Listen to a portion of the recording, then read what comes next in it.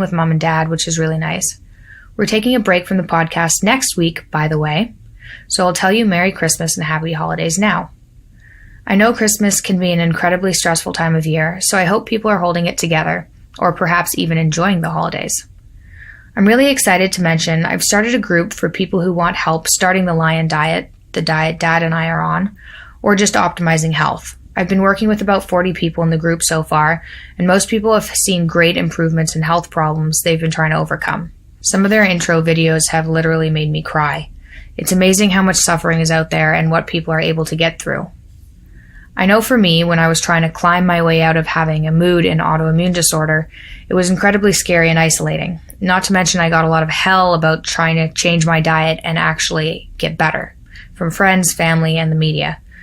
I made this group as a place for people to go to have kind of an external family to grow with and talk to and complain at about their health struggles. Plus, people get early access to a course I'm producing and twice yearly meetups.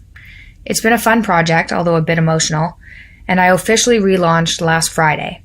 You can check it out at liondietclub.com. I have memberships off at 15% off until New Year's. If you guys haven't checked out Dad's very first e-course, Discovering Personality with Jordan B. Peterson, it was released Wednesday and is available now for $140 for over 5 hours of university-level lecture material on personality in the Big Five. Check it out at jordanbpeterson.com/personality. Enjoy the podcast.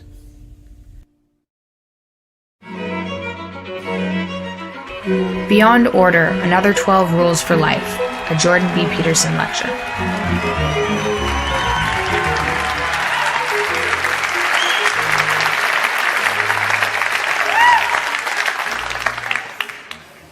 Well, thank you. Much appreciated. It's very nice to be here in San Diego. It's a lovely city. And I had a very nice time walking on Coronado Beach. Is that right today? That was very good. It's a lot better than 25 below, which is what it is in Toronto right now.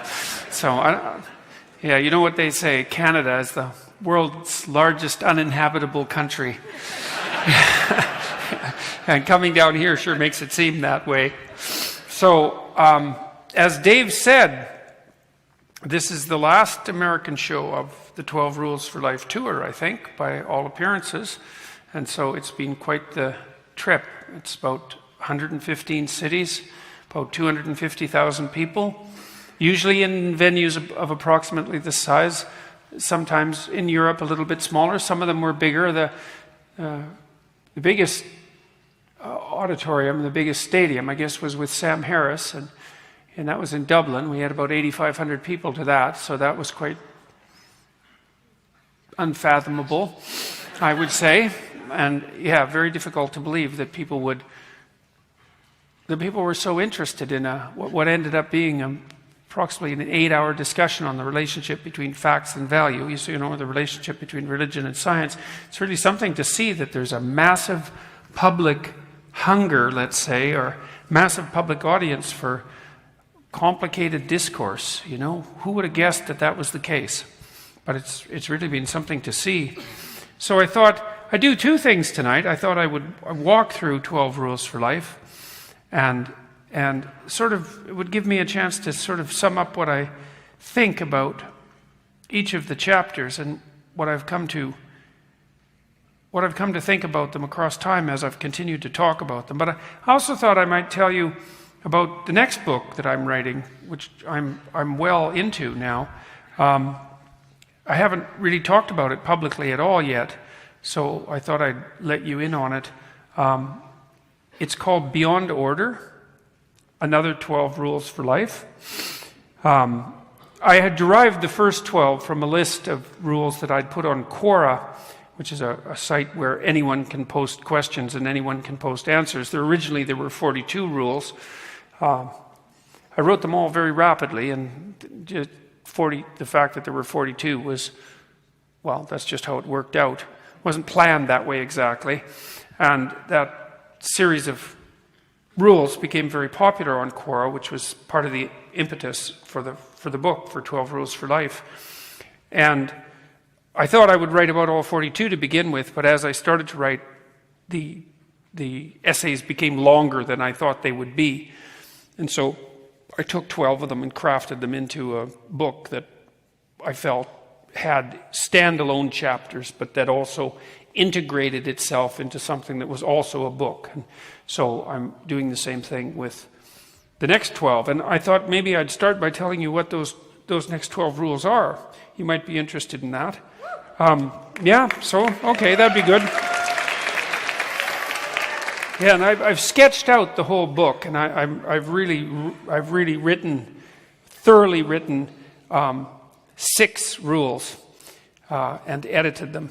The editing is quite painstaking. I should tell you a little bit about that. I mean, some of you might be interested in the technique of writing. Those of you that are interested in writing might find it useful, the discussion of the technique. And those of you who aren't necessarily interested in writing might still be interested in how that comes about. So the first thing I do, and I think this is a good way of approaching something that you're writing, it's a very good way of approaching anything that you're thinking about, is I write out what I'm thinking about without a lot of self-editing. You know, one of the things I've noticed when undergraduates write essays, which they can't do, by the way, writing's quite hard, and people don't really learn it, and it's not easy to teach. And so I have taught a lot of undergraduates how to write, and you can actually teach people to write quite quickly, but you have to know how to do it. And most of the people who teach kids how to write don't know how to write, and so they can't teach it, or they don't know how to teach it.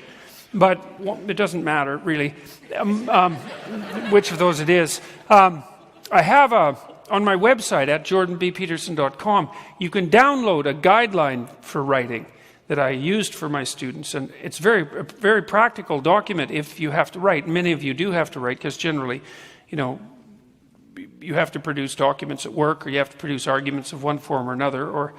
So it turns out that it's very important to write. And so the first step is to have a problem that you're trying to address that's useful and interesting. It has to be something that grips you, because otherwise why would you bother writing about it? It has to be something important. It has to be a problem that you're really trying to solve. And I would say you generally want to write about something that you don't know the answer to. You know, because one of the things you want to do when you're writing is you want to take the reader on the journey of deriving the conclusion, rather than just presenting it sort of as a fait accompli. If the writing is exciting, and this is the same if you're delivering a talk, if the writing is exciting, then there's a journey of discovery that characterizes it. You know, and genuine literature is really like that. You see that. This is one of the reasons I really love Dostoevsky, for example, is that it's pretty obvious if you read a Dostoevsky novel that he didn't know where he was going from the beginning, right? It unfolded. The characters had their life, and their ideas unfolded as he wrote about them, and he was discovering something he didn't understand along the way. That's sort of what distinguishes great literature from propaganda. If you're a propagandist, you know exactly what you're trying to accomplish right off the bat, and you craft all your characters to make sure that the message that you already know is the one that's delivered. You see that propaganda, literary propaganda, you see that in visual propaganda as well. But if you're genuinely creative, that isn't what you do. Is you have a problem, whatever the problem might be, and then you try to explore it, and you attempt, that's what essay means, you attempt to formulate the problem more clearly, you try to formulate the answer. So the first thing you do is you have your problem, and then you do your background research, your reading, so that you have some knowledge about the domain, at least, or you do some thinking, and then you write without too much self-criticism. You know, if you're not a good writer, or if you don't know what you're doing, what you try to do is you try to write each sentence so that the sentence is perfect when you write it, so that you don't have to edit.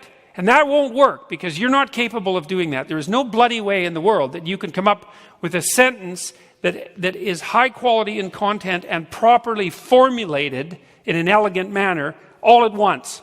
That's not happening. No one can do that. So, you know, if you're making a movie, you produce way more footage than you're ever going to use in the movie. And that's actually quite convenient, because then you have an excess of material and you can choose the best from it. And that's what you want to do when you write. So you write to begin with, you just write down everything you think. And if you get stuck, you write, I'm stuck here, and you just keep going. Seriously, you don't want to stop, and you don't want to criticize yourself. You don't want to worry about how the sentences are formulated and all of that. And then you have a bad first draft, which is a wonderful thing to have, because it's way better to have a terrible first draft than to have nothing at all. And then you can edit it. And you have to assume that what you're going to do when you edit is throw away like 80% of it. And if you know that to begin with, when you're writing, then it loosens you up, because who cares if what you're writing is perfect if you're going to throw 80% of it away, right? So you can afford to take some risks and to write down some things and that you're not going to keep, that you might not even think are reasonable, because you're exploring, and you can take chances, because you're going to throw 80% of it away anyways. And then it turns out that if you're willing to throw 80% of it away, it's sort of analogous to be willing to throw 80% of yourself away as you learn through life, I would say, then it's much, much easier to produce. It's actually the case that neurologically you have the systems that produce language and the systems that edit are different. And one of the ways that manifests itself, it's quite interesting. Sometimes people who have what's the dementia? I don't remember the kind. It's frontal temporal dementia. Sometimes it's a variant of Alzheimer's, but sometimes people with frontal temporal dementia get more creative as their dementia progresses. Right? It doesn't make any sense at all. You think, well, as your brain deteriorates, you get more creative. How can that possibly be the case? And the answer is that the editor, the part of the brain that does the editing, the inhibition, deteriorates first and leaves the part that can do the creation outside of that critical realm. And so people can experience bursts of creativity that they never had before in their life. It's still a degenerating game across time. But it's fascinating that can be the case. And so one of the things you really want to know, if you're trying to think something through, something important, is don't edit while you're producing. It's a bad idea. It's greedy in some sense, because what it means is that you're trying to do, like, just creating is really hard and just editing is really hard, but to do both of them at the same time, it's like, that's just impossible. There's just no way you can do that. And so anyway, so I lay out all the ideas, and I'm assuming I'm going to throw away, at least 80% of it. It might be 90%, because like with my first book, Maps of Meaning, I think I rewrote every sentence at least 50 times. And that's literally the truth. And so it wasn't quite that intense with 12 rules, but it would have been a dozen times at least, or maybe more than that. And multiple people also editing and commenting to make sure that that everything was set out properly. So then the way I manage it technically is I usually use a split screen, so I have two screens, and I have the rough draft on the left-hand side. Then I'll cut a piece of it out, 2 or 3 pages long, that makes a section. Usually add a section title so that I can pull out a piece that I can kind of grasp intellectually. Because it's hard to edit a whole 30-page document, because you can't keep the whole thing in your head. So you have to kind of chunk it down to something that you can manage. Then I'll throw it on the right-hand monitor and then start organizing it. Go through it sentence by sentence and paragraph by paragraph. And you think, if you're editing properly, and I'm telling you this because this is actually how you think. If you really want to think something through, this is how to do it. So then you have to edit. And so what's the conceptual framework for editing? Well, the words that you use should be the right words. So you want to attend to every word and make sure that each word is exactly the right word for that position in the sentence. And then you want to make sure that your words fit together properly in phrases, proper phrases, and that the phrases are strung together properly within each sentence. And then you want to make sure that each sentence has its proper place in the paragraph. And then you want to make sure that each paragraph is sequenced appropriately within the context of all the other paragraphs. And then finally, you want to make sure that the collection of paragraphs that makes up the section, or perhaps the chapter, tells a coherent story. And so you can fail or succeed at every single one of those levels of analysis. One of the things that's really painful about reading or grading badly written undergraduate essays is that they fail at every single level. So it's just unbelievably painful. It's like, no, those are the wrong words. And that's frequently the case. People will use words that they don't really understand, that are they're usually large and rare words, and that they don't really understand them. They couldn't use them in day-to-day discourse, so they don't understand the connotations. They sort of got the technical meaning approximately right, but it's very awkwardly placed within the sentence. It's like a speed bump. And so that's a bad idea, because if you use a word you don't understand very well, and you're writing for someone who's dimmer than you, that might work. But if you're writing for someone who actually understands that word, they just think that, they think the obvious, which is that you're trying to look more intelligent than you are, and you're not noticing that it's not working. And so you have to get the word right, and you have to get the phrase right, and you have to get the sentence right, and you have to sequence the sentence properly, and you have to sequence the paragraphs properly, and then the whole thing has to cohere. And as I said, a bad essay can be wrong at every single one of those levels of analysis, so that the word choice is bad, the phrasing is awkward, the sentences aren't sentences, they're not strung together in a coherent paragraph, because a paragraph should be a coherent unit of meaning. There just happens to be a paragraph break every 10 lines randomly, and then there are ideas on page 1 that completely contradict ideas on page 3, right? And so trying to grade that is impossible. Trying to edit it it's easier just to burn it and rewrite it.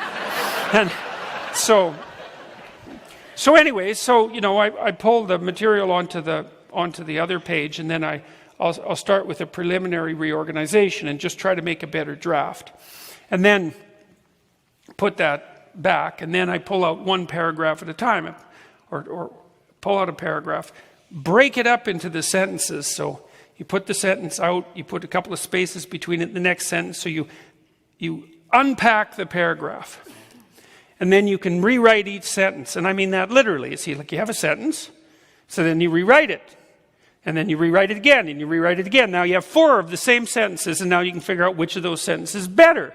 And you get rid of the 3 that are worse. And so now the first sentence is improved, and then you do the same thing for all the other sentences.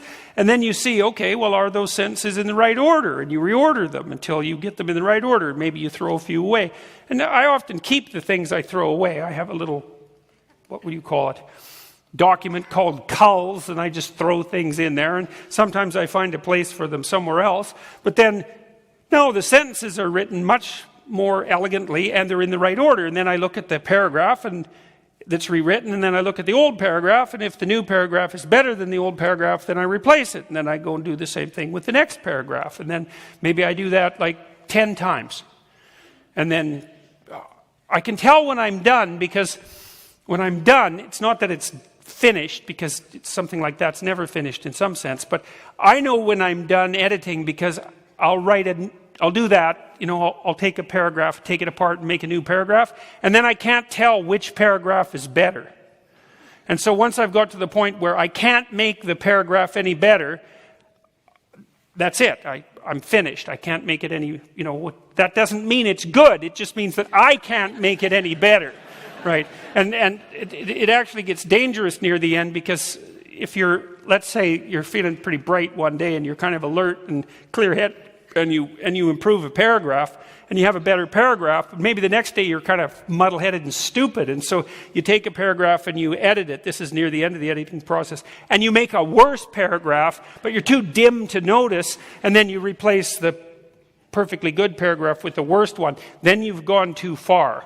And so a good editor can help with that. And then, during the process, if you're fortunate, you have an editor who you're submitting the work to, who then tells you, where things don't flow and where you're being arrogant or egotistical or unclear, or you've got your facts wrong, or the sentences don't flow. And then if you have any sense, you listen to the editor, because the editor, at least in principle, reflects the audience. And so if an editor makes a comment on something I've written and I was kind of happy about it, I'll usually rewrite it until I get something that deals with what the editor said, that I like just as well as what I had written to begin with, and then I'll substitute it. And then that also keeps the editor happy, because, you don't want to ignore your editor, because they're working hard trying to make the thing better. And so what good is it to ignore it? It's useful to be criticized. And I've had some very good editors.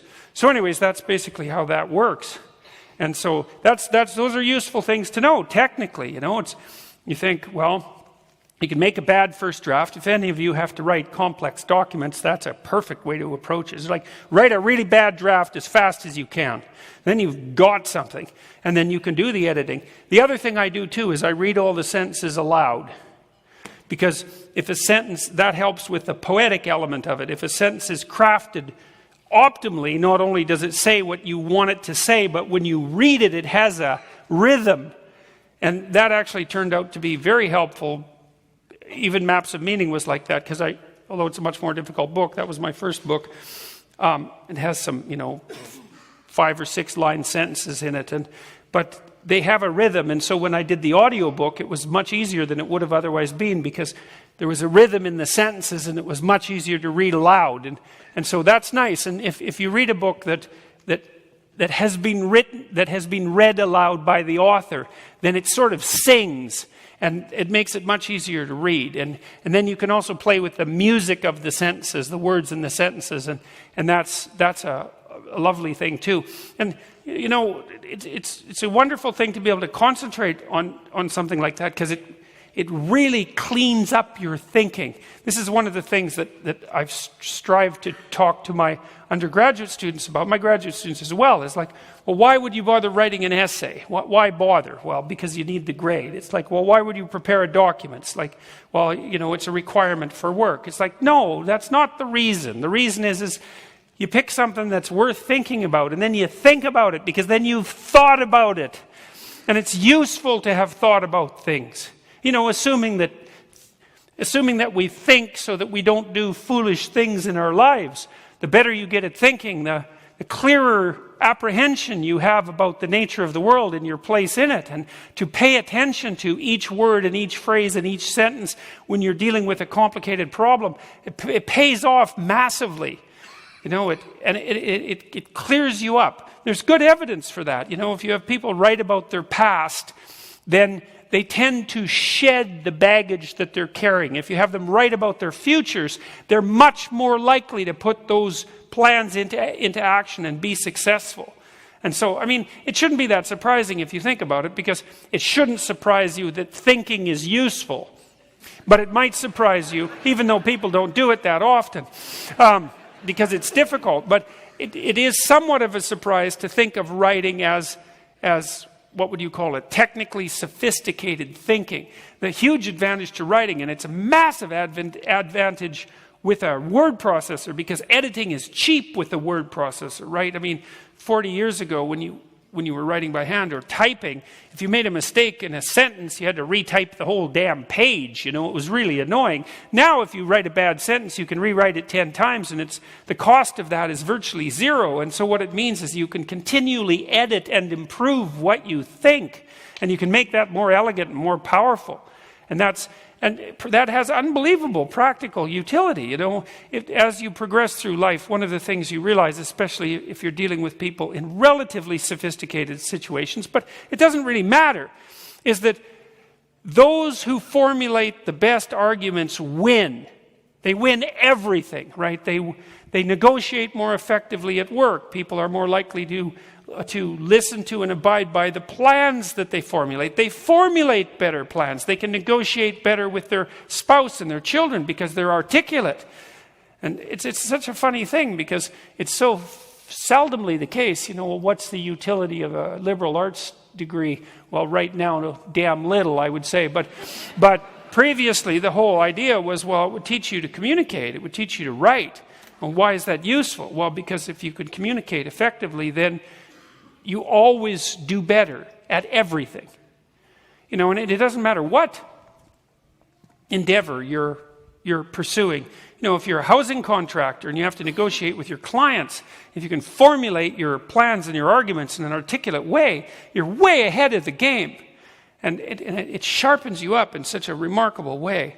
So anyways, it's one of the wonderful things about being able to write, is that it does give you that chance to really sit and think things through. And so it's something I would highly recommend. It's a hard thing to do, but you can do a little bit of it every day. That's another thing. If you're ever interested in writing, here's something else that's practical. I learned this partly from Hemingway, because Hemingway wrote a little bit about writing, and he was very good at it. He did a lot of throwing away. One of his rules was, if you took a sentence and you're trying to fix it, one of the first things you do is throw out every word you can possibly get rid of in that sentence and still have the sentence make sense. And one of the things that I often tell my undergraduates when they're trying to fix their writing is, go through and shorten every sentence by 25%, and then do the same thing with the essay. Throw away 15% of it. Shorten the sentences, shorten the essay. It'll improve it by a factor of 2. And then they try that, and their writing quality goes way up. So that's a nice thing to know. And Hemingway also said that if you want to write, you should write a little bit every day. And there was some evidence of that. I read a book when I was a first university professor called The New Faculty Member. And it was an empirical study of why faculty members failed, and most of them do. Most people in most positions fail. I think the evidence is something like 50% of middle managers add negative net value to their companies. It's something like that. Yeah, well, people operate in failure mode frequently. And one of the mistakes that faculty members made, they made 2. One was, if they were teaching and they were doing badly at it, they prepared more, and that made their lectures worse. And the second was that if they weren't writing, then they would wait until they had large blocks of time where they could concentrate on writing. Because people often think, well, I have a novel I'd like to write, and one day I'll have enough time, and I'll sit down and do it. It's like, that will never happen. That will never, ever happen. You will never have enough time to write your novel, because your time isn't your own. Your time is distributed among other people. And if you want to take some time for something that you want to do that's personal like that and that's private, you have to steal that time away, and everyone's going to object to it. And so you can't steal that much. You have to steal it in a sort of a sneaky way. You have to sneak off and have your own time. And so maybe you could write half an hour a day, or maybe you could write 15 minutes a day, or maybe you could write 45 minutes a day. I spent some time in my life writing 3 hours a day, but I had to viciously discipline my family before I could ever get to that point, in something like a junkyard dog. So defending my time. But this is something that's really important to know. Like, if you want to write, then you take a little time every day and do it. And if you write a page a day, that's 400 pages a year. Right? That's a whole novel in a year. So you can get a tremendous distance doing a little bit every day. That's a good thing to know about whatever it is that you want to pull into your life. You can steal a little bit of time every day, but if you wait until the luxury of having a week to write, or a month to write, or even a weekend to write on a regular basis, that's never going to happen. Your time is valuable, and other people will use it up on also important but short-term things. So anyways, that's a bit of a discussion of the technical process. And so I'm back into that right now, writing this next book. And the idea is this. The first book was an antidote to chaos, and it was an attempt to explain that while we need a certain amount of order, what we need more than order, even though, is a balance between order and chaos. And so I'm trying to represent that in the juxtaposition of the two books. The first one was published as a white cover, and this one will be published with a black cover. So that'll be a nice juxtaposition, and I hope at some point that they'll be available as a 2-volume set. And one is a bit of a disquisition on the dangers of chaos, and the other a disquisition on the dangers of order, and the necessity for balancing them. So here's some of the new rules. So the first one is, do not carelessly denigrate social institutions or creative achievement. I like that one because you're more prone to carelessly denigrate social institutions if you're liberal, on the left side of the spectrum, let's say, because you're interested in lateral thinking and spontaneity and novelty and leery of what would you say, structures that constrain. And then if you're more on the center or the right, you're more likely to denigrate creative achievement because, well, the creative types, they're always moving laterally and breaking things apart. And I mean the genuinely creative types, the ones who are on the avant-garde, and they're a bit of a threat to social institutions. But the truth of the matter is that you need both. There's this line in Alice in Wonderland when Alice goes down the rabbit hole underneath the structure of things, and she meets the Red Queen down there. The Red Queen is basically Mother Nature, and she's red because Mother Nature is red in blood, and that's why the Red Queen is always running around yelling off with their heads. She's the queen of mayhem and murder, and one of the things she says is that in my kingdom you have to run as fast as you can just to stay in the same place. And that's the fundamental flaw of rigid conservatism, is that you cannot stay in the same place because everything around you shifts. And so you're forced to update. And so even if you're a conservative person, you can't denigrate creative achievement because a certain amount of it is necessary just to keep things stable. And if you're a conservative, you're interested in stability. You think, well, I wish things could stay the same. It's like, nope, not going to happen. You don't even stay the same, right? You sit there and you think, I'm just going to stay the same. And you don't. You get old. And it right. I mean, it just happens. And because of that, you have to update. And it's the creative types that do the updating. Now, that can get out of hand, and things can, you can get so many people, creative people, destabilizing the current situation so that nothing is reliable, and that untrammeled creativity can be a destructive force. That's its danger. But it's necessary to respect cultural institutions and also to respect the process that updates them. And so that's what that chapter is about. And so imagine who you could be and then aim single-mindedly at that. See, I like that one. The single-mindedly part is an interesting one. I learned this at least in part from Nietzsche, is, when you're a kid, in principle, you could be anything, which is kind of one of the wonderful things about being a kid.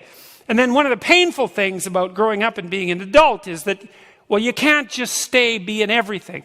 That's the story of Peter Pan, right? Pan means everything. And Peter Pan is this magical child, who can do anything. But he's got a strange kingdom, right? He's king of the Lost Boys, which perhaps isn't a kingdom that you want to rule over. And he doesn't grow up. And so he falls in love with Wendy. And Wendy grows up and she has a family. She gets old. She stops being a child. But she has a family. She has a husband and she has a family. She has a life. And Peter Pan just stays in Neverland, which is also a hint on the part of the reader. And he stays magical and contents himself with Tinkerbell, who I always think of her as the porn fairy. And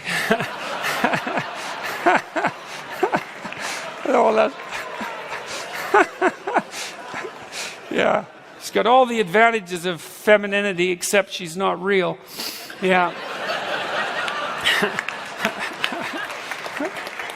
Yeah. And so, Peter Pan, he doesn't want to grow up, partly because his role model is Captain Hook. And Captain Hook, well, you think about it, he's a pirate, so he's kind of a tyrant. And he's also a coward. And he's a coward because he's afraid, at least, because he's being chased by a crocodile with a clock in his stomach.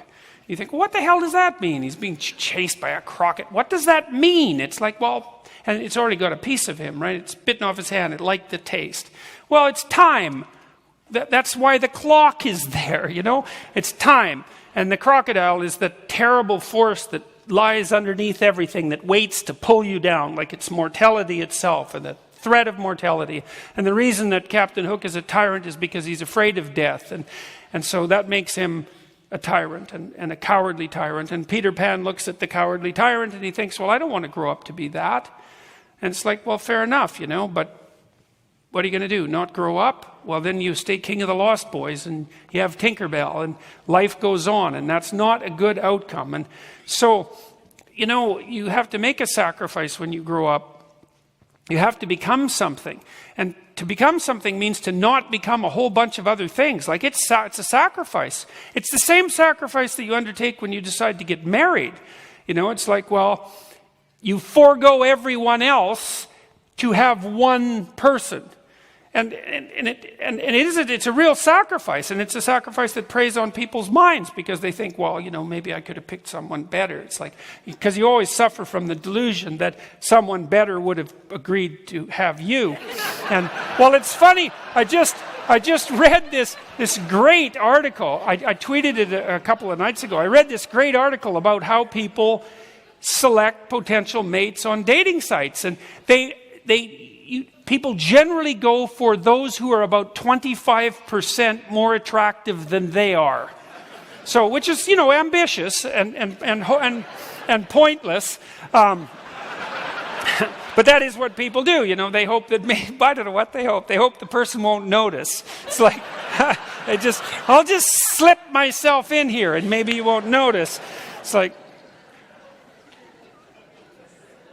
well, so there's a sacrifice, but the thing about the sacrifice is that you end up with something rather than nothing at all. And I've seen lots of people in my clinical practice, who didn't grow up when they should have, and who are 30, which isn't too bad, although it's not that good, but 40, they're still drifting. They still haven't catalyzed an identity of any sort. And that starts to get ugly, 30 starts to get ugly around 30. If you're 23 or 24 and you haven't catalyzed an identity, it's okay. People think, well, you're mostly Peter Pan. You're full of potential, man. We'll gamble on the potential, and take a chance at you. But then if you're 30 and you have the same non-existent resume, people think, well, you just failed. It's not potential, it's just, you're just not there. And if that's the case at 40, that's getting really rough. Like, it's not completely hopeless if you're in that situation at 40, but man, you got a lot of catching up to do. And so how do you get out of that? Well, partly, and this is one of the things you also have to let young people know, is pick something. You don't know what to do. Well, take your best damn shot at it. Don't wait around, man. Make a plan. Aim at something. Move in that direction. Adopt a disciplinary routine of some sort, because that will form you. Now, it limits you too, but it forms you. And then, and the thing about adopting a disciplinary structure, which limits you and which is a sacrifice, is that it also increases the probability that you're going to do something useful over the long run. When I was starting out as a researcher, my area of research was somewhat narrow. I was looking at I was looking at factors that influenced the inheritability of alcoholism, because alcoholism is heritable to a large degree. And it's partly because the manner in which you respond to a drug of abuse is determined in part by biological factors, and that the variance in those biological factors is biologically determined to a fair degree. So I'll give you an example. I had this friend. His name was Frank Irvin. He was a very cool guy. He looked like Ernest Hemingway. And he had a big beard. And he was a cool character. And he had this ranch in St. Kitts. It was a monkey ranch. I know, a monkey ranch. And he was raising alcoholic monkeys, and because he was a researcher, and he would take these wild monkeys, green monkeys, and bring them into an enclosure, and then he would give them rum and coke, and 5% of the monkeys would drink to coma on first exposure. And he had videotapes of that, which were really hilarious. They looked like frat party, fundamentally.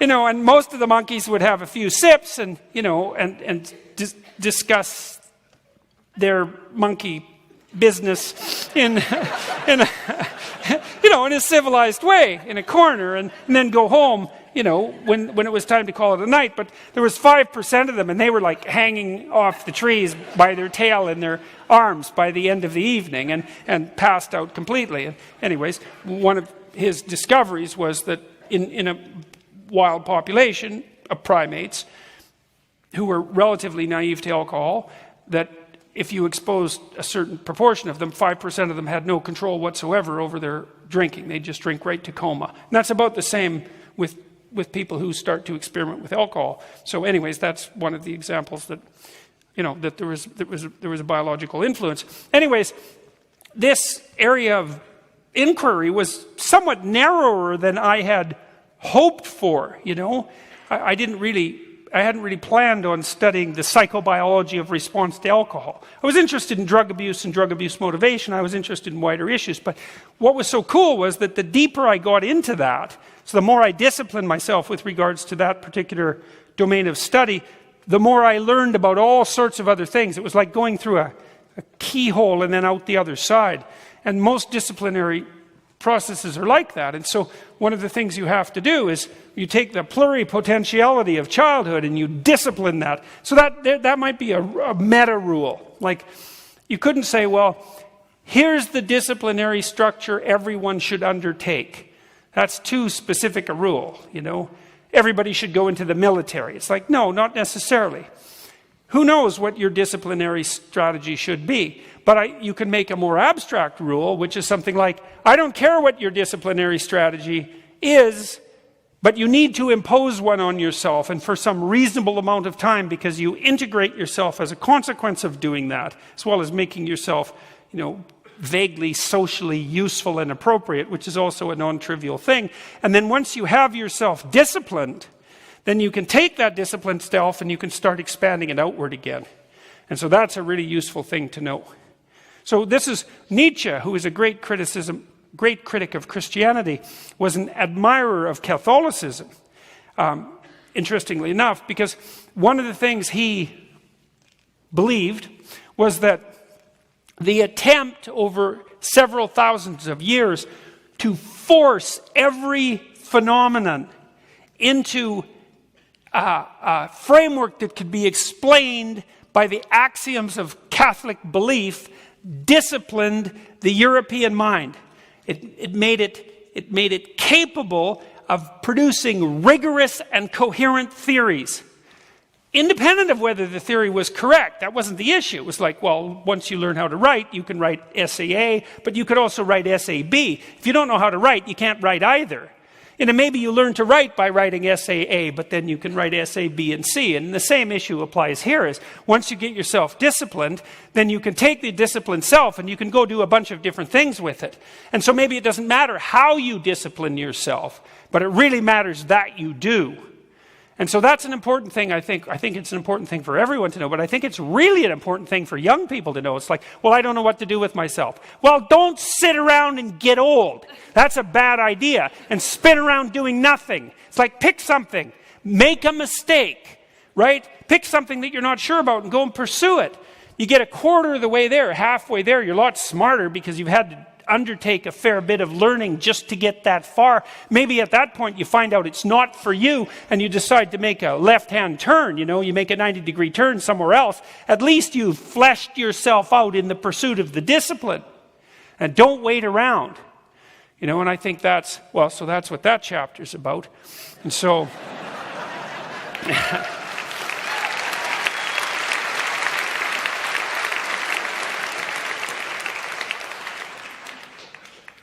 yeah, and then rule 3 is analogous to that. Work as hard as you can, as you possibly can, on at least one thing and see what happens. Well, it is a corollary to that. It's like, well, one of the things you want to discover when you're young, or one of the things you want to discover at some point in your life, it's better to discover it when you're in your 20s, I think, is, well, just how hard can you work on something? Like if you pick something, I don't care what it is, again, you think, oh, I'm going to go flat out on this and see what happens. And that's also useful too, because there's no other way of really discovering your limits, right? And you kind of want to know what your limits are. I think one of the things you need to do in your life at some point is push yourself farther than you can go. So you kind of push yourself past the point of exhaustion. Think, oh, that's good. There's the point of exhaustion. Well, you can't stay there, because if you stay at the point of exhaustion for any length of time, well then, you'll degenerate, right? Because that's just too much. But you can find that point, and then you can pull back, and you can think, okay, well, I can't go farther than that. I kind of know where my limit is now. I can pull back, and I can operate within that limit, but then at least you know where your limit is. And that's an unbelievably useful thing to do as well. And the other thing, too, is like, well, how are you ever going to discover if you could possibly be successful at whatever you want to be successful at, unless you push yourself in at least one direction right to your bloody limit? And it's another thing, it's another thing that we don't teach young people, and it's quite striking to me because it seems kind of obvious. It's like, well, who are you? You're 19, you're 20. Who are you? Well, you don't bloody know. How do you know? It's like 6 years ago you were 13. You don't know anything. So what are you capable of? Well, you don't know. Well, how are you going to find out? Well, you're going to push yourself at something farther than you can go. Well, then you have some sense of where your limits are. And your limits are going to be, they're not going to be where you think they are, in all probability. Well, some of them will be a little closer than you want them to be, but a lot of them you'll be able to push yourself way farther than you think. And so that's an unbelievably useful thing to do. And so and then maybe, if you really wanted to get ambitious about it, you could push yourself as far as you could go in 5 or 6 different directions. And just find out, like, well, where are your contours, What exactly are the limitations of this form that you're inhabiting? And you get some sense of who you are and what you're good for, And that's a lot. This is part of the reason why I'm not happy with this continual injunction in our society to have more self-esteem or to be happy. It's like, well, first of all, good luck with being happy. And, well, it's just not going to work out when you're not happy. And things are going to come along that are going to make you not happy. And then if the whole purpose of being is to be happy and you're not happy, then as soon as you're suffering, you're done because you got nothing. You certainly don't have happiness, and that's all there was. That was the whole point. And it's gone because you're suffering. You got nothing. That's not useful. But, that's not to say that I have anything against happiness if it happens to come along. Well, you got to be grateful if it does come along, but you can't rely on it. That's for sure. That's foolish. But you could inform young people that they have to figure out just exactly how capable and resilient they are, and that the way they do that is by testing themselves against severe challenges, voluntarily. We know that from clinical practice, from clinical science. Is, well, how do you make people resilient? That's easy. You identify a set of challenges that they need to undertake, and you kind of match the challenge to the person like you would for a child that you care for, and you say, well, why don't you see if you can withstand this challenge? Go and take it on. And the person goes and gives it a shot and finds out, well, yeah, I can do it. It's like, great, you're tougher than you thought you were. So here's a slightly larger challenge. Why don't you go check out that and see if you can do it too? And your ability expands as you take on the challenges. That's how you make people resilient. Bloody well put them in safe spaces and shield them from microaggressions.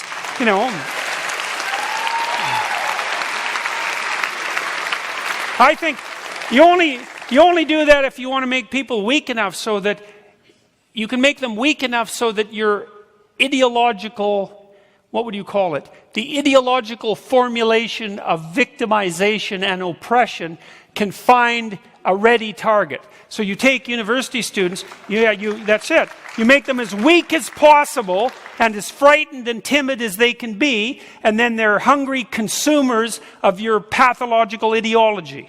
That's a hell of a thing to do to young people, man. And it's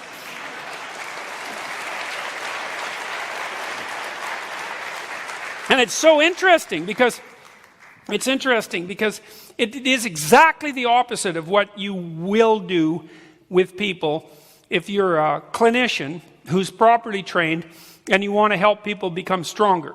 And, there's like 10 different variants of clinical psychologies, behaviorism and phenomenology and existentialism and humanism and psychoanalysis. There's lots of different schools of psychotherapy, but all the well-developed schools of psychotherapy do share at least one thing in common, and that is that you help people confront things they're afraid of and that they're avoiding, and that makes them stronger.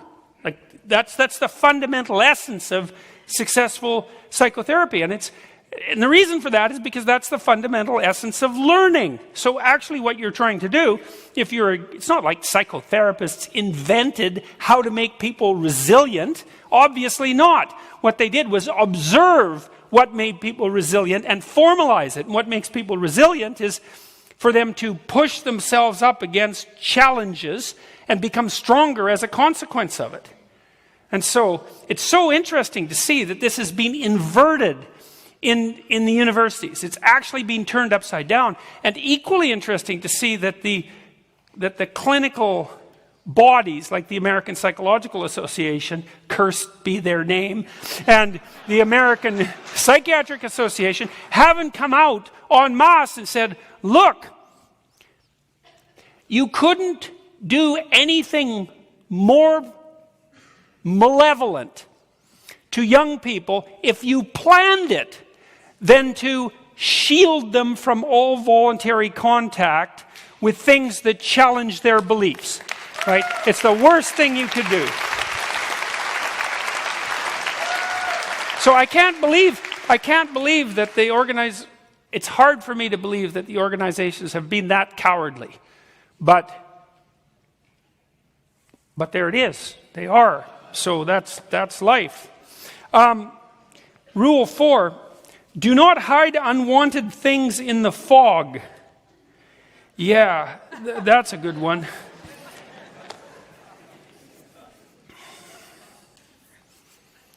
You know how it is when something's up and you don't want to think about it? Christ, that's probably, sometimes that's your whole life. It's like, God, something's up. I don't want to think about it.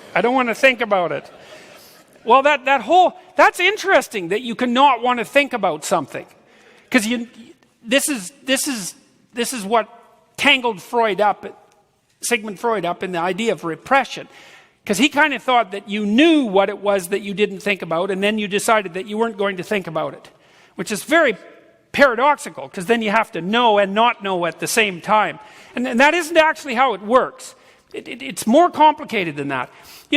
Let's say that you come home from work and you're in a bad mood. And that happens, right? And, your wife or your husband or your child or your dog does something that's minor league annoying, and you get all upset about it. And well, your dog doesn't ask you, it still likes you, but your wife or your kid might say, well, what's up with you? Particularly your wife is likely to say that, or your husband. What's up with you? You're overreacting. I'm not overreacting. It's like, well, you're crabby about something. I'm not crabby about anything. It's like, yeah, you are. Well, what are you crabby about? Well, you don't know.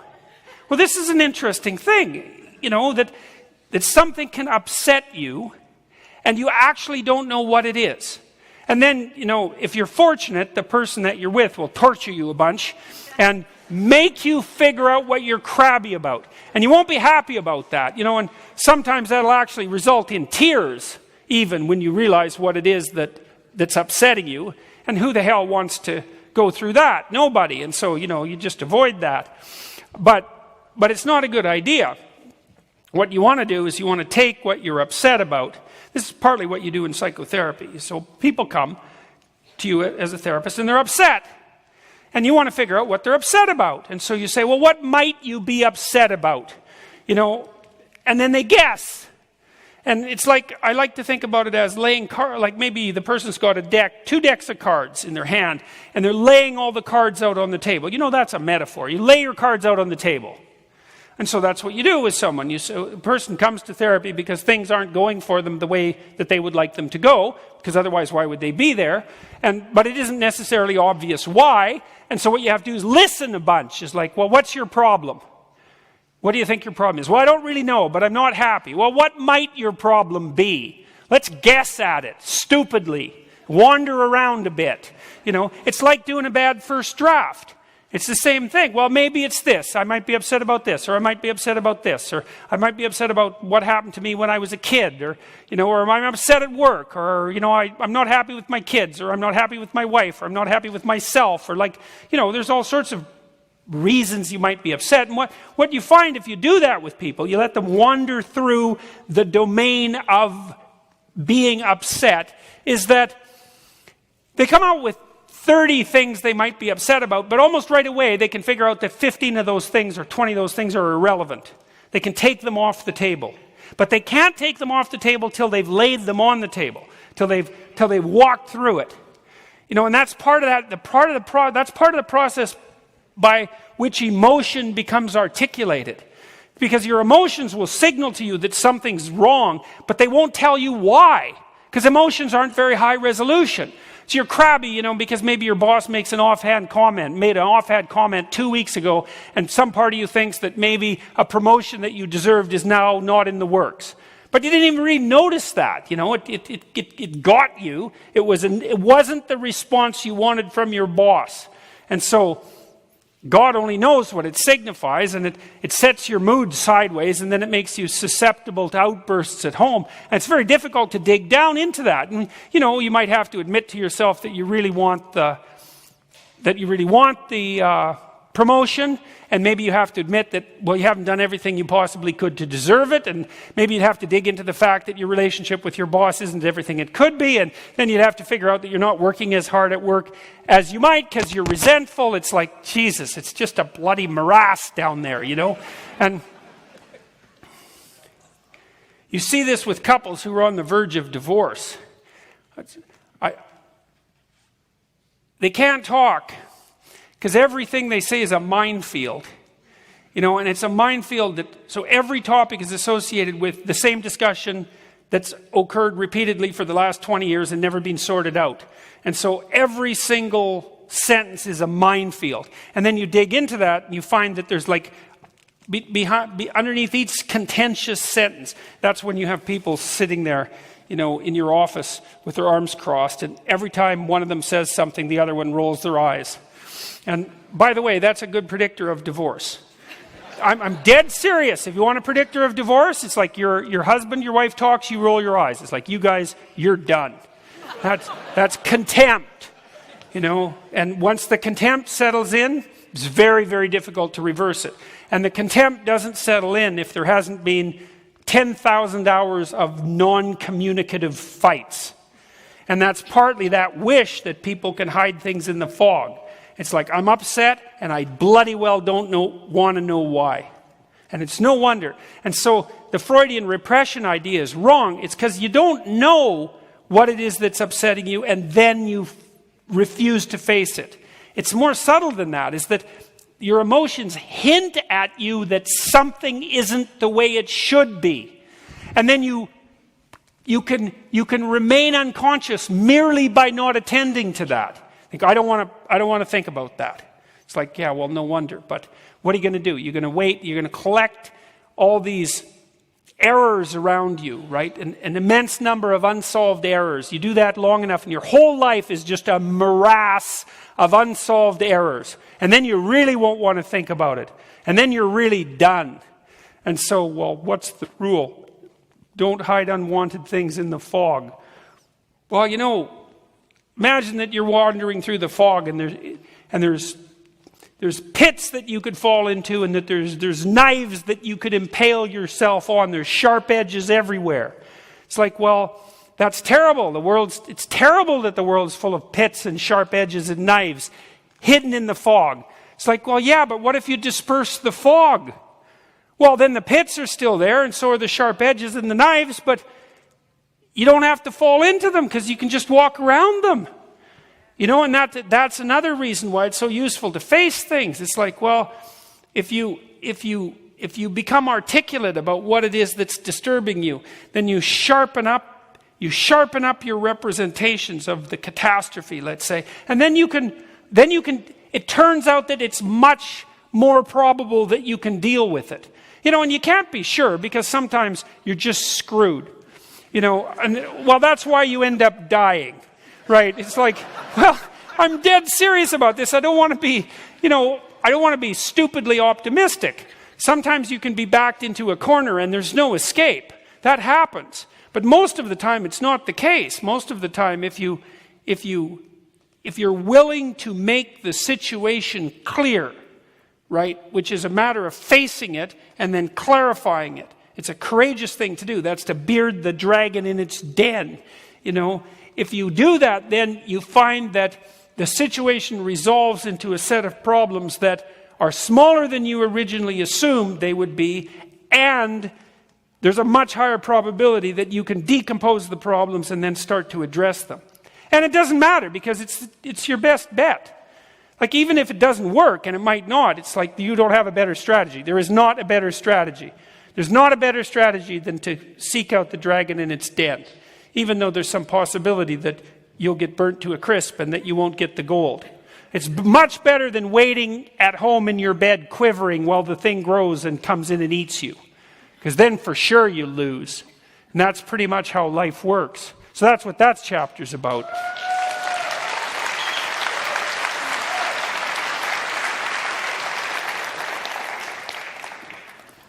I'm going to read the rest of these because I'm not going to get through all of them, but I could at least let you know what they are. Rule 5, abandon ideology. Rule 6, this is the one I've just been working on. This one just about killed me. It's very, very difficult. It was very difficult to write this. This is a cool one. Notice that opportunity lurks where responsibility has been abdicated. I'm going to return to that one because that's such a strange thing to learn. Do not do things that you hate. That's a variant. And I wrote a rule in the first book, which was tell the truth or at least don't lie. And I formulated it that way because, well, you don't know how to tell the truth because what the hell do you know? But you can maybe not lie because sometimes, you're going to say something and it's a lie and you could just not lie. And sometimes you just don't know. And, well, then, you're ignorant and that's irreducible in some sense. But so maybe you can't tell the truth because you don't know the truth, but you can not lie. And this is the behavioral equivalent of this, because you shouldn't do things that you hate. It's the same as lying. It's the acting out of a lie. You think, well, I have to do things that I hate. It's like, well, don't be so sure about that. Or maybe you have an ethical, maybe that's not a good enough reason. Maybe you have an ethical obligation to not do things you hate the same way that you have an ethical obligation not to lie. And the excuse, well, I had to do it's not, it might even be valid in some sense because you can find yourself in situations where you're terribly constrained. But the problem is it's not helpful. Lies will come back to haunt you. And the same thing happens when you do things that you hate. It's the behavioral equivalent of a lie. It will absolutely come back to haunt you. And if you're in a situation where you're required to do that for whatever reason, well, that's terrible for you. And maybe there's no way out of it or no simple way out of it, but you're gonna be punished for it. And not least by yourself, not least by the degeneration of your character, which is a terrible thing because you actually need your character in order to survive. Right? Your character is the strength that you have to bring to bear in the world. And if you compromise that, well, then you will absolutely pay for that. So,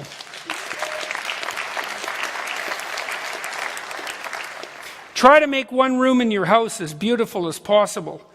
That's a fun one because it's very beauty. It is a bit of a meditation on beauty, Beauty is a mysterious thing. It isn't obvious what it is or why it's valuable. And it's kind of an intimidating thing, because we're all flawed. And so if we encounter something beautiful, then, it's in some sense to encounter something beautiful is also to become aware of all the ways that you're not that. And so it's to dare to encounter an ideal that shames you. I would say. And it's partly why people are afraid of beauty. But beauty is also a window into, I don't know exactly, it's a window into something transcendent. You know, I think most people experience this directly when they listen to music. Because most people like music. And, you know, we might differ in what music we consider beautiful. But virtually everyone has a genre that speaks to them of something that's beautiful. And there's something intensely meaningful and sustaining about that. And, you know, so this rule is about, well, attempting to do something like that in your own life. You know, you can take a little corner, if it's not a whole room, because the first suggestion I had, I didn't write this as a rule, but it's become a rather popular meme, is to, you know, to clean up your room, put your room in order. Maybe before you try to put the world in order. That would be a good thing. Put your room in order. But maybe after you put your room in order, you try to make it beautiful, because that's the next step of elevation is, could you take something that's merely organized and functional and elevate it to the next level? Could you dare to interact with something that's beautiful? Could you reach that high? And, you know, that transforms your life.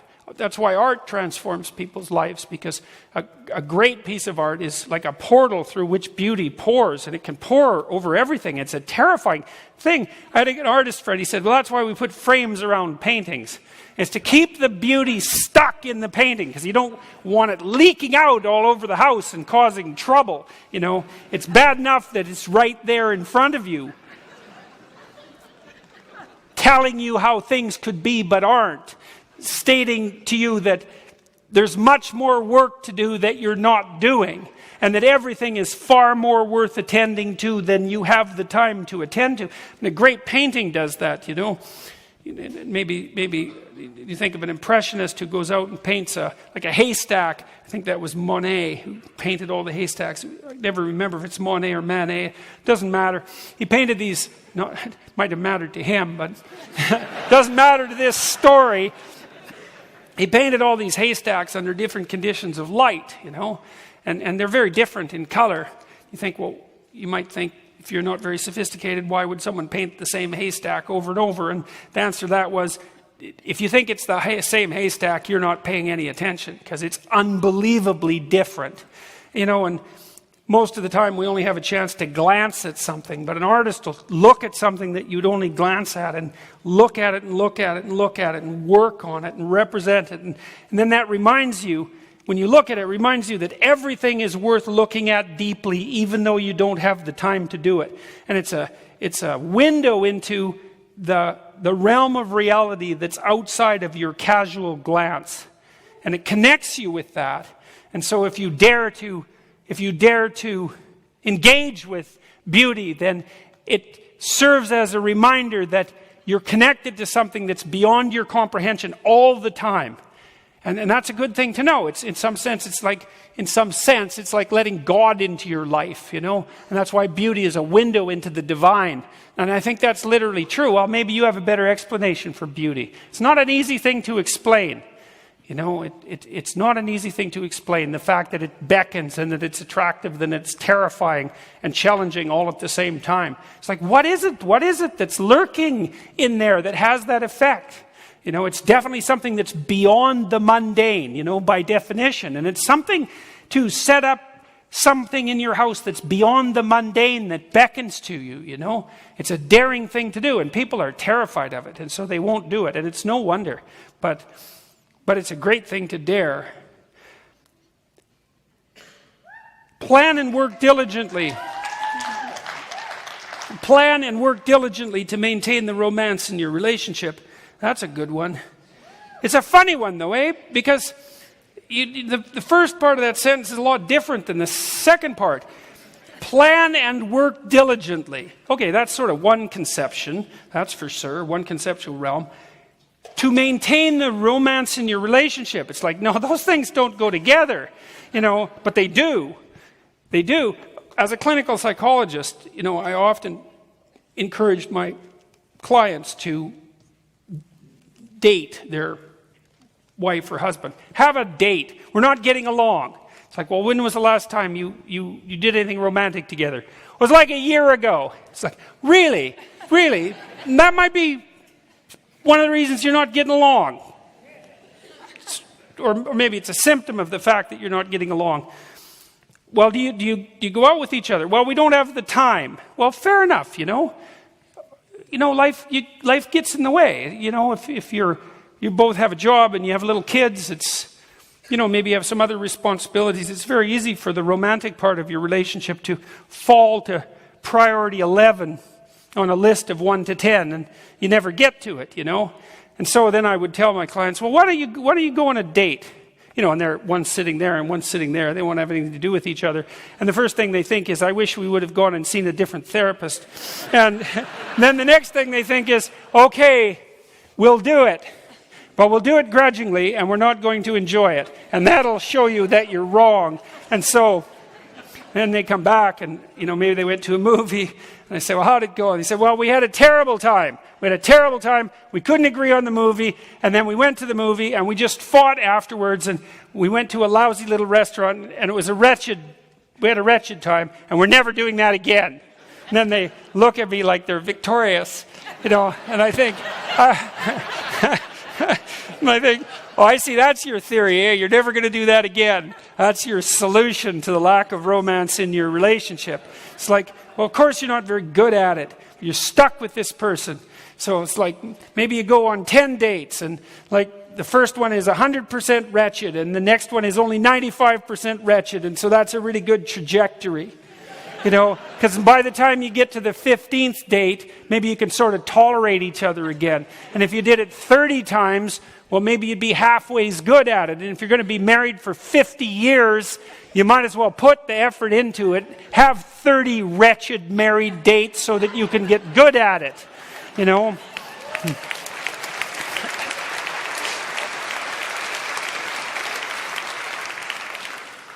And then you don't think about it, because they're sort of naive and arrogant at the same time. Well, we should be able to just go out and have a romantic time. It's like, really, you should just be able to do that. It's like, what makes you think that you're good at that?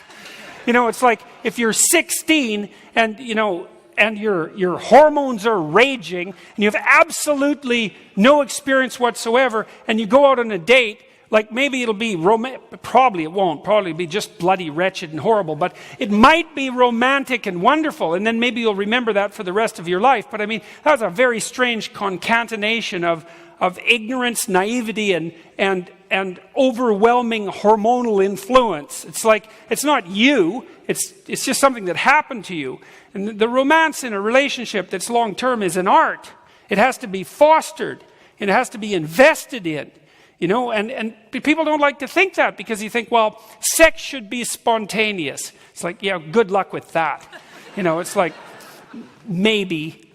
No, forget it. It's not over the long run. You have to make time, and when you're first trying to,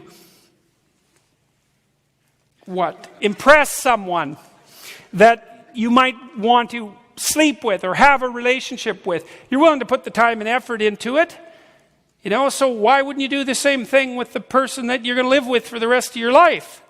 So why wouldn't you think of that as something that's a necessary investment? And the rule of thumb that I've discovered, just two of them, is if you want to have a successful long-term relationship, one is you got to talk to each other for 90 minutes a week. That's really painful, that whole conversation. It's like, well, what have you been up to? And what have I been up to? And what am I worried about? And what am I thinking about? It's like I've got a narrative of my life and you've got one, and we have to string them together. And that takes about 90 minutes a week of just, some of that's just practical communication too, about what has to happen in the household, and what has to happen with the kids, and what's going on with the career, and why the car needs to be fixed. Just the mundane realities of the domestic economy. That has to be discussed. And you need 90 minutes of that, or you fall behind and you get separated. And then you need the same amount of time devoted to something approximating intimacy and romance. And that should be made into an art. And it requires effort and work. It's not spontaneous. Like maybe if you get really good at it, if you watch great ballroom dancers, or their actions look spontaneous. It's like, yeah, well, they practiced 10,000 hours before they got to be expert at it. And why would you assume that you were a Lothario without putting in the effort, It's not an easy thing to keep that spark alive and vital across decades. You have to be awake and careful, and you have to make it a priority. And so there is that planning and diligent work, and it's worthwhile thinking. It's like, what do you want? You want a life without romance? It's like, how much pleasure is there in life? There's a handful of pleasures. That's all. And they're easily foregone. And then they're gone. Better to plan and work diligently to maintain them. I'll read you the other.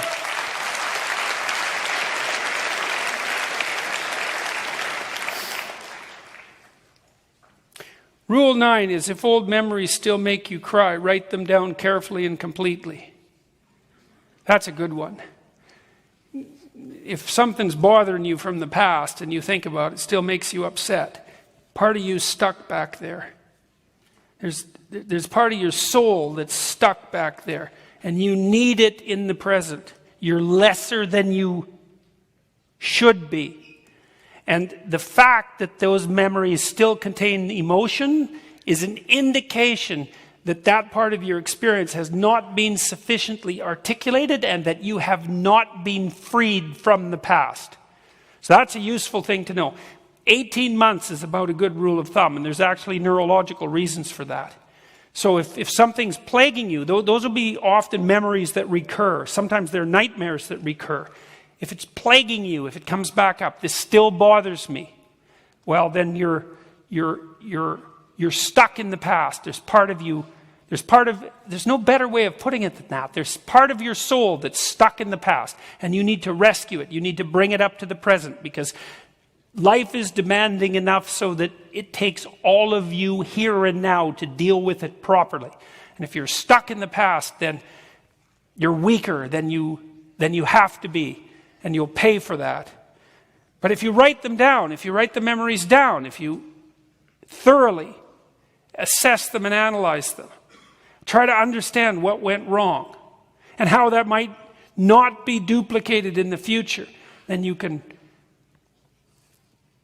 I'll tell you a story, then maybe I'll stop with this. I'd like to read the rest of these rules. Go ahead. All right. Rule 11. Be grateful in spite of your suffering.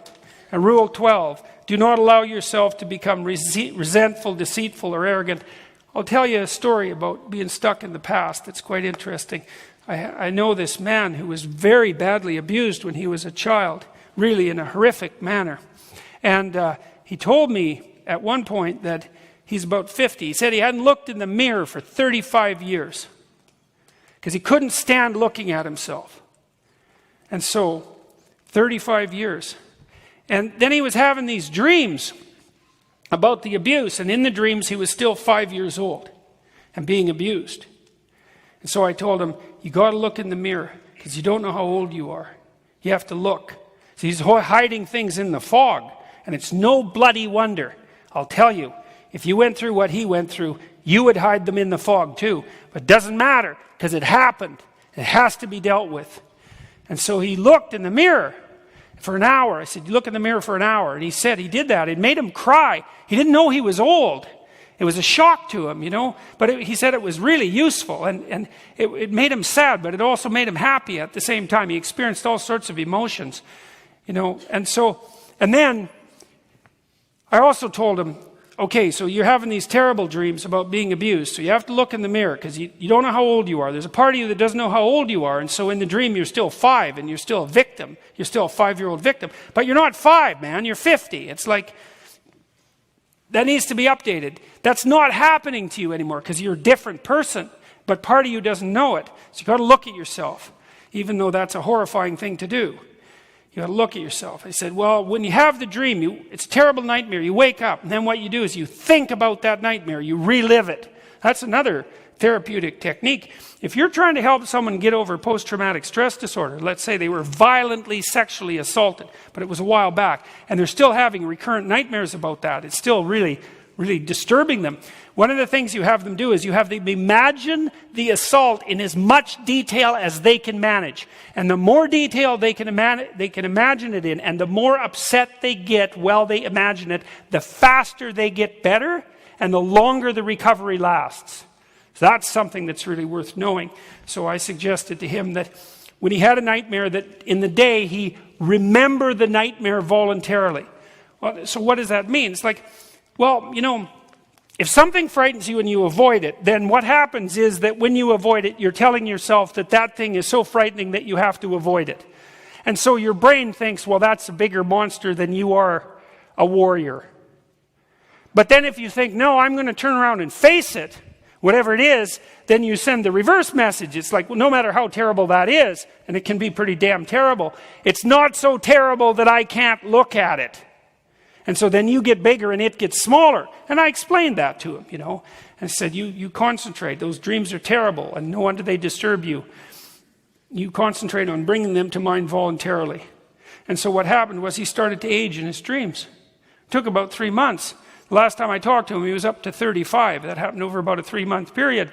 And even though he had been stuck that way for 45 years, to turn around and face that,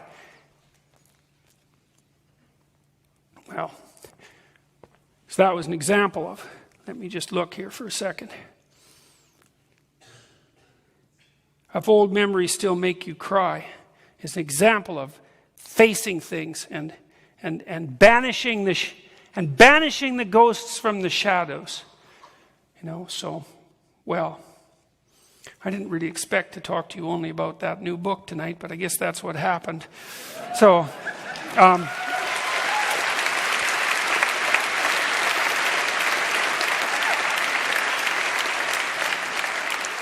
what'll I close with? I'll close with what I've observed, I guess, over the last year. What's been so cool about all of this, is that what have I been trying to do? I've been trying to bring what I learned about proper clinical practice in the deepest sense to as many people as I can possibly manage. That's a reasonable goal for someone who's a professor, an educator, and a clinical psychologist, right? It seems like an appropriate thing to do. And the ethos that underlies 12 Rules for Life is, I would say it's an ethical. It's ethical in the fundamental sense. I think it's true that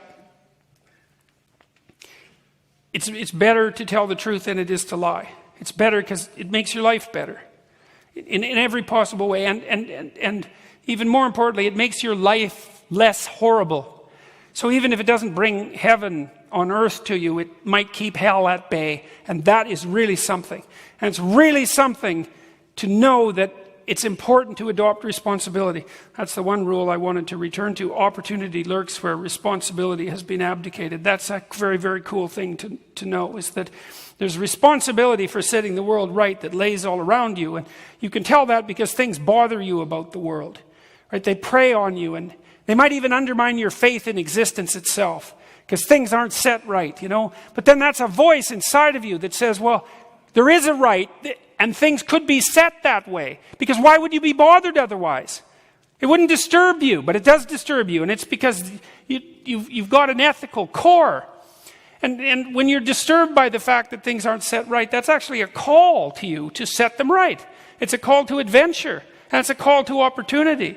I've been talking to people all over the world about that. And people respond very positively to that. Because, well, I guess it isn't something that we've been very good at articulating. The world's a mess in all sorts of ways, and it disturbs us deeply, and it's easy for us to turn away from that, and it's easy to become cynical and bitter and then worse, but it's not the right approach. The right approach is to think, oh, look, I've noticed that things aren't right, and it's bothering me, enough to undermine me. It's like, well, what should I do about that? It's like, well, maybe I should do something about it. Maybe that's the fact that my conscience is bothered. My sense of propriety, my sense of functioning properly in the world is disturbed by my observation that things aren't right, is an indication that I have an ethical responsibility to do something about that. Why else would it bother me? Then you think, oh, well, where's the meaning in life to be found? If there's a meaning in life, where is it to be found? Well, maybe that's where it's to be found. It's like it's to be found in the responsibility that manifests itself when you realize that things are out of kilter, out of order, and that it bothers you. It's like, what bothers you? That's what calls you forward into who you could be. That's what calls you forward into participating in the process of setting the world right. And there's meaning in that. And it's not just psychological meaning, It's not just a psychological phenomenon, because it turns out that, maybe you're not happy with the way that your family is constituted and the way everyone is not getting along, and you decide you're going to do something about that. So it makes you feel better because you're doing something about it, and great, you feel better. That's the psychological meaning. But it's also the case that you are genuinely a problem solver, and it's possible that you could help your family communicate better. And then that wouldn't just be a psychological improvement, that would be an actual improvement. And it does seem to me that we're capable of actual improvements as well as psychological improvements. And if we took our distaste for the world seriously and noticed that that was a call from our conscience to action, that we would start to act forthrightly in the world and set things right. And then the question would be, well, how right could they be set? And, I said, well, opportunity lurks where responsibility has been abdicated. Well, I learned opportunity, that's the wind that blows you into a port. That's what opportunity means. That's the derivation. And responsibility is the wind that blows you into a port. There's things that are crying out to be done. And you know it, and it can make you bitter. It's like, no. It's like, you could do them. You could start doing them. You could try to do them. That would be something. God only knows what you could accomplish if you did that. God only knows what you could transform yourself into if you did that. And then that seems to me to be the adventure of life. It's like, well, who are you exactly? Well, how are you going to find it out? Well, take on the responsibility for making things better. And see how far you can go with that. And, I've talked to thousands of people over the last year. And it's been so much fun. People after the talks, or maybe I meet them on the street, and they say, look, I've been trying this. I've been trying to tell the truth, or at least not to lie. I've been trying to sort my family out. I've been trying to take on more responsibility, develop a bit of a vision for my life, a little bit of discipline. You know what? It's really working. I was in a terribly dark and black place, and I started to set things straight carefully, and things are way better. It's like, well, maybe that's true. That'd be so cool if it was true. Maybe we have what is necessary within us to cope with life, no matter how terrible life is. And not only can we cope with it, but we can actually improve it. And improve it substantively and continually. And we can find meaning in that. And we can make things better. And so, well, that's what I'm hoping will happen. And I think that that's why so many people are coming to listen to these talks, is because people have some sense that that's a real possibility, that they could participate in that, and that there isn't anything better that they could possibly be doing. And then I'm hoping that in this era of unparalleled possibility that sort of stretches itself out in front of us now, that if there's enough people who get their act together, as individuals who are each at the center of the world, if enough of us get our act together, then maybe we can take that tremendous possibility that's come along with our technological potency, and we can make things so much better than they are already that we can hardly even imagine it. And like, what the hell? That's worth pursuing, man. That's worth investing in. Like, why not do that?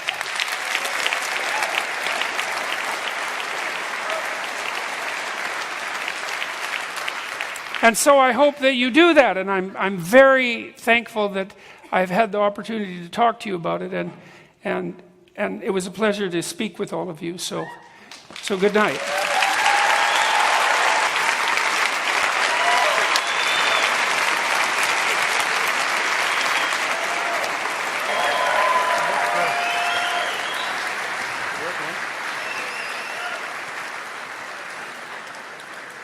Truly, and I wouldn't lie, we've done 100 some odd shows. That honestly might have been the best ending of any of the shows that we've done. I mean, you guys feeling that right now? Like,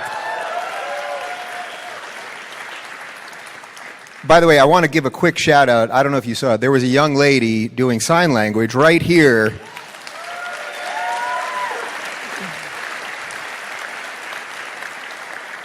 That quite possibly might have been the most difficult hour and a half of sign language in the history of the world. So you guys saw multi-levels of things right now. So yeah, give it up for her.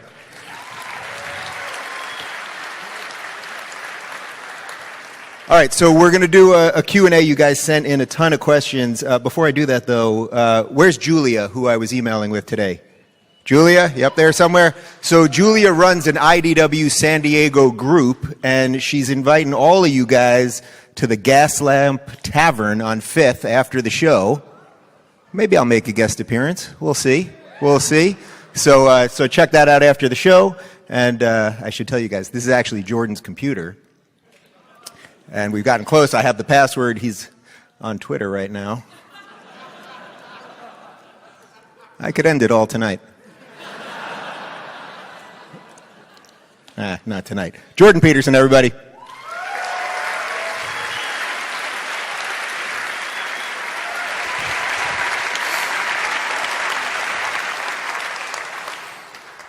Man, you were ready to do the last U.S. show tonight, huh? Yeah, I got enough sleep today, I guess, and ate enough steak. He's 90% steak, people. You want to go to the Gas Lamp after the show? with all 3,000 of you, that should be fun. All right, we got some deep ones. We're going to go deep tonight. All right. Are there any topics you choose to avoid?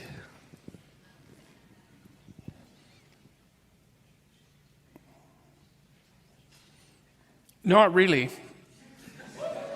I mean, one of my peculiarities, that's a very long list, by the way, is that I'm willing to have conversations that other people won't have. And some of that's really...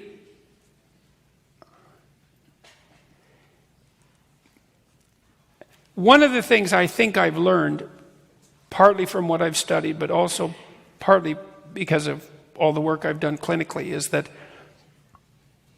terrible as it is to have a hard conversation, the alternative is always worse. See, because one of the things that I became convinced of in my clinical practice and in my personal life was that no one ever gets away with anything. Ever. People think they get away with things, but it's because they are blind. They blind themselves to the consequences of their actions. And so people will come to see me in the therapeutic setting and they'll have a problem and then we'll untangle it, and maybe we have to go back 15 or 20 years to untangle it. And there's something back there that was an error. It wasn't always necessarily an error that they made. It might have been an error that someone else made, a moral error. But there's always something at the bottom of it. And what's even more horrible is that it's very frequently the case that what's at the bottom of it was something that the person knew was wrong when they did it and then forgot. And you have to untangle it all and get right down to the bottom. And it's ugly, terrible, terrible ugliness at the bottom. It's like surgery in some sense. And you can fix that. And those are horrible conversations. And you really have to pursue the problem right to the bitter end to undo it. You have to do this in a marriage, which is a very difficult thing to do, to make peace. But I know that the consequence of not doing that is worse. And so even if the conversation is terribly difficult, it's easier than not having it, as hard as it is. And I guess it's partly because I'm pessimistic. I'm pessimistic in that I don't believe that there's an easy out. You either solve the damn problem or it never goes away. There's this line in the Old Testament that the sins of the fathers will be visited on the sons for 7 generations. It's something like that. Until you think, God, that's not very fair. What sort of, who set that up? It's like, but the truth of the matter is that if you put a twist in the fabric of reality with deceit, with an immoral action, that twist never goes away until someone straightens it out. It stays there and it causes trouble. It generates catastrophe. And so then you have to go in and sort it out. As deep, you have to go down as deep as you possibly can and set it right. And then maybe you get some peace. That's a good thing to pursue, is peace, if you can do it. But peace doesn't occur as a consequence of avoiding. You don't get peace by pretending that you have peace. That doesn't work. You get peace by noticing that you don't have peace and then doing something about it. I think that's why it's said in the New Testament. I think that's why Christ said that he came to bring a sword. You know, the sword is something that divides. You know, it cuts, it judges, it discriminates, it differentiates. And that makes peace. You cut away what isn't appropriate and you dispense with it. And it's painful, but it leaves what's healthy behind. And so, no, there aren't topics that I avoid. That doesn't mean that I'm happy to undertake them, you know. It's a pain. But it's not as bad as the alternative. Period.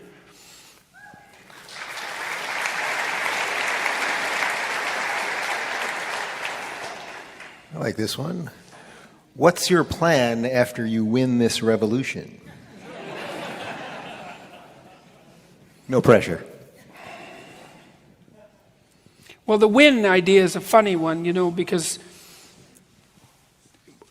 win implies it implies the defeat of someone. And I got to think about that for a second. There's only one kind of victory, I think, that's real. And that's whatever victory is it's whatever victory there is in attempting to maintain your integrity under trying conditions. You know, one of the things that I decided a long time ago, I kind of noticed that there were two ways that you could conduct yourself in the world. I wrote about this in 12 Rules for Life in the chapter, Do What Is Meaningful and Not What Is Expedient. I learned that, you know, you can use your language to craft the outcomes that you desire. And so if you're talking to someone, you can decide what you want from them, and then you can craft your language to get that. And then you can call that a victory. You know, and I think that's often why, I think a lot of that pathologized your last presidential election. I think one of the fundamental faults of Hillary Clinton was that everything she did was crafted for a particular outcome. It's like she wanted to be president. Well, what do you do if you want to be president? You say everything that you should say if you want to be president. But then what you say can't be trusted because it isn't a representation of the world. It's a tool to obtain something from the world. It's manipulative. And you might say, well, it's necessary if you want to be president. It's like, well, first of all, I don't think it is necessary.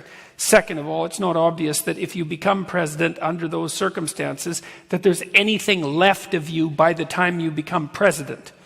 Right? And I think people, and I'm not trying to contrast her brutally with Trump. You know, my sense with Trump was that people preferred the unscripted and impulsive lies of Donald Trump to the scripted and carefully formulated lies of Clinton.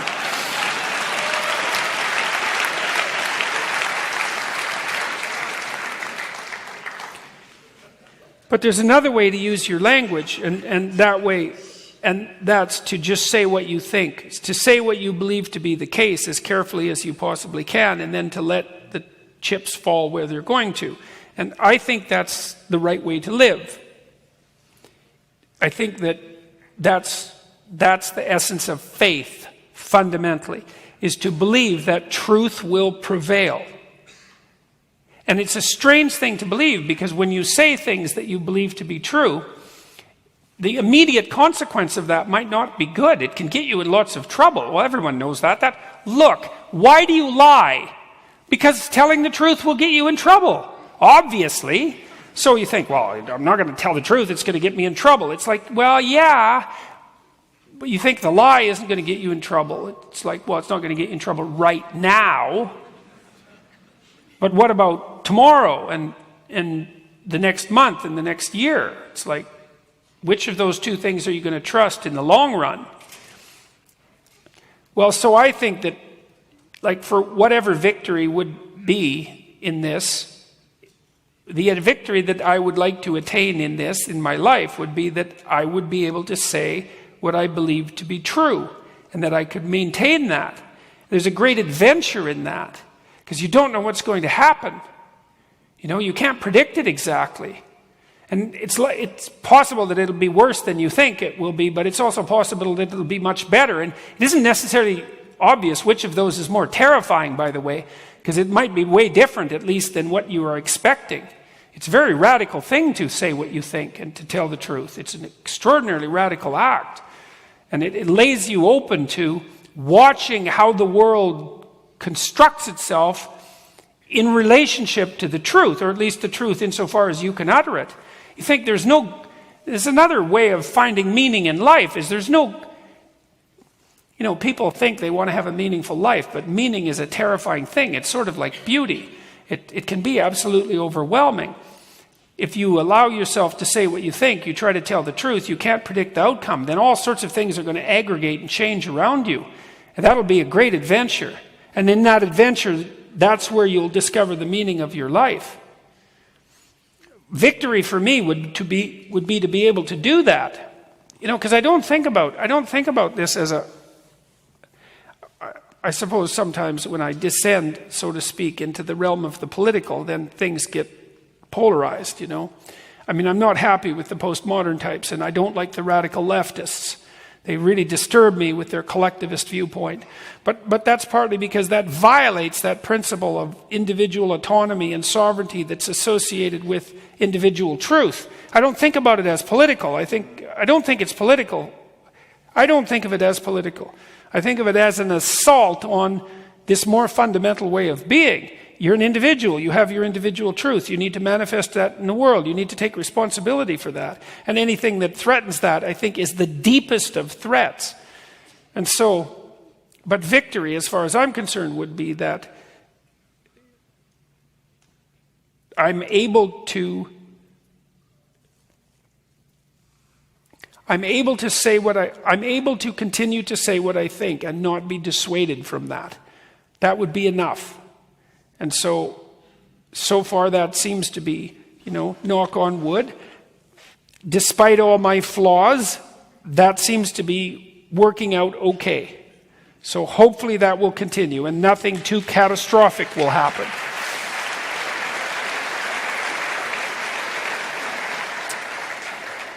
Well, as long as you mention Trump and Clinton, this seems like a good segue. Will you move to America and run for president?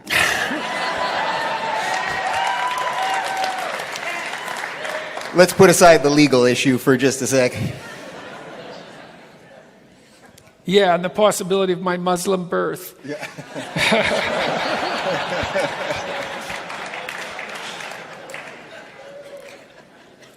I've thought about, I've been tempted, let's say, by the thought of a political career continually throughout my life, But I've never pursued it, and it seems to me rather unlikely that I will.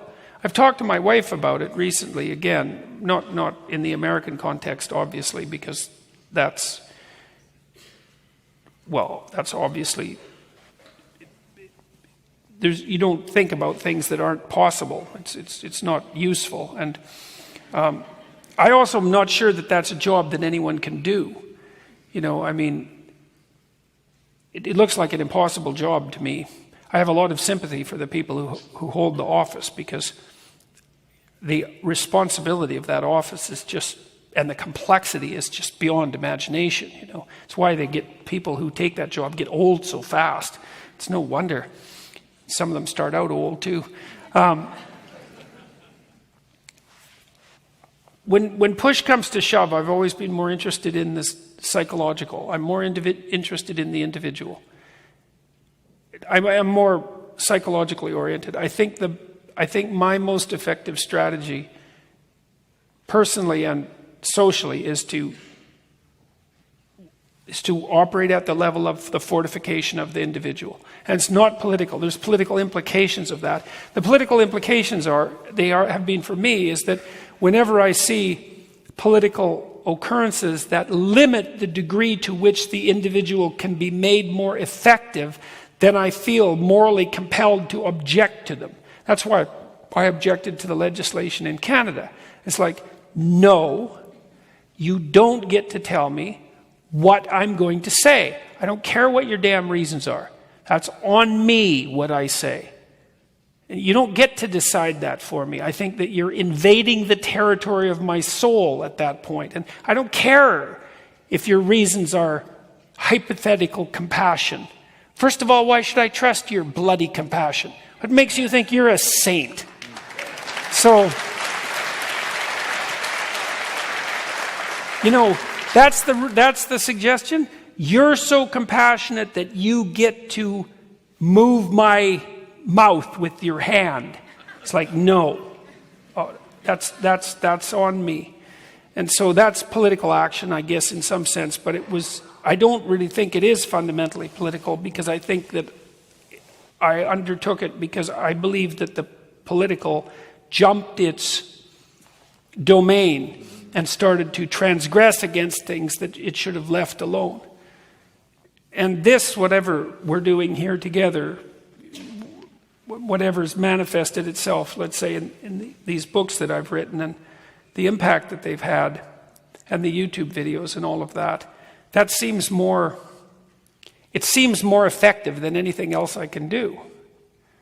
I'm talking to lots of political types, and that seems okay, but I think it would be a step,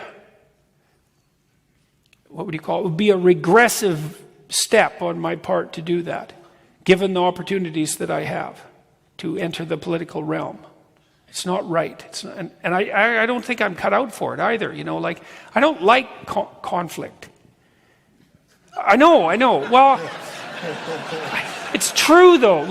It takes me 3 days to recover from one of those contentious interviews. I don't enjoy it at all. I said at the beginning of this Q&A that there aren't conversations I won't have, but it doesn't mean that I don't find them stressful.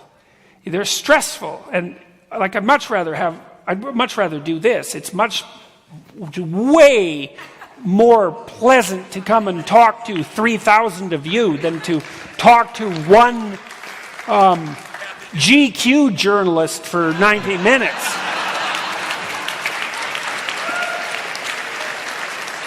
And so I don't think I could tolerate that political stress. I don't think I'm cut out for it. So what you're saying is, yeah, no kidding. He's going to run for president, everybody. We all heard it. So I don't know how this one didn't come up in the 100+ shows. What's your biggest regret in life? I think that I've dealt with most of my regrets. I don't think that I'm carrying a lot of unresolved past along with me. I never really think of the past. I have thought about it a lot. I've tried to, there's this section in the Gulag Archipelago where Solzhenitsyn describes the reconstruction of his spirit in the work camps. And he undergoes this process of repentance. He starts to understand that he's had this terrible sequence of catastrophes has befallen him that could easily be laid at the feet of Hitler and Stalin. And if you need villains, those are high quality, credible villains. If you need someone to blame, man, those are right at the top of the list of credible people to blame. And he was on the Russian front in World War II, and then thrown into the work camps by Stalin. Had a very terrible time of it. But he came to understand that part of the reason that things had turned out so badly for him was that he had compromised his own integrity in all sorts of ways over the course of his life. And one of the things he did was to go over his life, he said, with a fine-toothed comb, and to figure out and to try to remember everything that he had done in the past that violated his own sense of moral virtue. It's a really interesting exercise, you know. Think, well, you shouldn't do things that are wrong. It's like, okay, wrong by whose standards? Or you could say, well, you shouldn't do things that other people think are wrong. Well, you could debate that, but it's deeper. It's a deeper question. Is like, well, maybe you shouldn't do the things that you think are wrong. And let's say that you've done a whole bunch of things in your life that were wrong. And let's say that you've warped the fabric of reality because you've done those things that were wrong, and that if you don't repent for them and repair them, then those errors that you've woven into the fabric of things, they stay unrepaired. And so you have to repent and atone, right? To use the classical language, atone means to become one again, you know. And so Solzhenitsyn said that he did that he thought, well, I can't go back exactly and rectify the past, but maybe I can make amends in the present for all the things that I left undone. And I would say that I wouldn't say that I have done that successfully, but I could say that I have tried to do that I'm trying to do that. And so I'm atoning for what I regret about the past by trying to behave as carefully as I possibly can in the present. And that seems to be, I can't think of any better thing to do about it than that. And so in some sense, whatever regrets I have are being,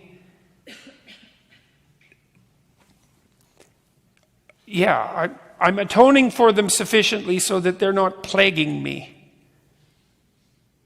And I'm pleased with, when I look at my life, I'm grateful for it. You know, the ups and the downs. And I think that, well, and in some sense too, I think that I'm privileged to atone for it. That's an interesting thing, is that it's really something. You have the opportunity to set what you've done. You have the opportunity to set what you've done wrong right. You could do that. And that is a privilege. And so it's a privilege to try to do that. Think I could put things right. It's like there isn't anything better to do than that. And you can put things right by your own standards. You know, I mean, people feel guilty. And that can become pathological. You know, you can feel too much guilt. You have to calibrate your guilt. You have to have a dialogue with your conscience. It's not infallible. But you do have a sense of right and wrong. And if you followed that sense and you put things right, then you could find out how right things could be. And then you would dispense with the regret under those conditions. And you would put things right as well. And then that's what you should do, as far as I can tell. So.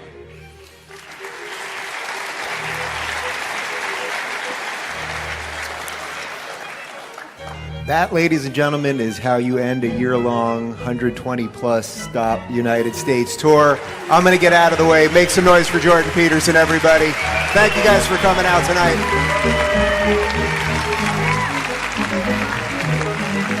If you found this conversation meaningful, you might think about picking up Dad's books, Maps of Meaning, The Architecture of Belief, or his newer bestseller, 12 Rules for Life, An Antidote to Chaos. Both of these works delve much deeper into the topics covered in the Jordan B. Peterson podcast. See jordanbpeterson.com for audio, ebook, and text links, or pick up the books at your favorite bookseller.